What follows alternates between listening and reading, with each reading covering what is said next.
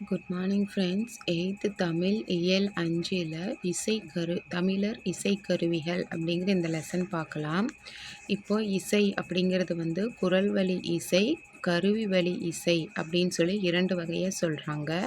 அதில் நல்லி யாழ் மறுப்பின் மெல்ல வாங்கி பாணன் சூடான் பாடினி அணியாள் அப்படின்னு புறநானூறு சொல்லுது. நல்லியாழ் மறுப்பின் மெல்ல வாங்கி பாணன் சூடான் பாடினி அணியாள் புறநானூறு. இசைக்கருவிகள் 4 வகையாக சொல்கிறாங்க.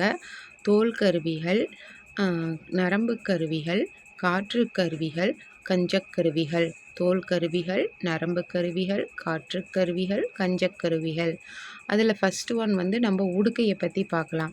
உடுக்கை பார்க்குறதுக்கு எப்படி இருக்குன்னா, அது பெரியது. உடுக்கை உடுக்கை மாதிரி பெரியது தவண்டைன்னு சொல்லுவாங்க. உடுக்கை மாதிரியே இருக்கும். பெரிய சைஸில் இருக்கிறத தவண்டைனும், சின்னதாக இருக்கிறத குடுகுடுப்பைன்னு சொல்லுவாங்க. இந்த குடுகுடுப்புக்காரன் வந்துட்டான், குறி சொல்ல வந்துட்டான்னா நம்ம கேள்விப்பட்டிருப்போம் இல்லையா. அடுத்தது தண்டுடுக்கை.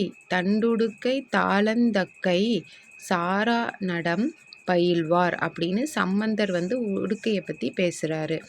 தண்டுடுக்கை தாளாந்தக்கை சாரா நடம் பயில்வார் அப்படின்னு சம்பந்தர் தேவாரத்தில் சொல்லியிருக்காரு உடுக்கையை பற்றி. அடுத்தது குடமுழா.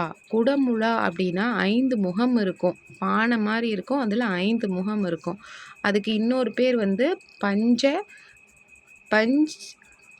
பஞ்சமகா சப்தம். பஞ்சமகா சப்தம் அப்படின்னு பேர். அதுக்கு குடமுழாவுக்கு பஞ்சமகா சப்தம் அப்படின்னு பேர்.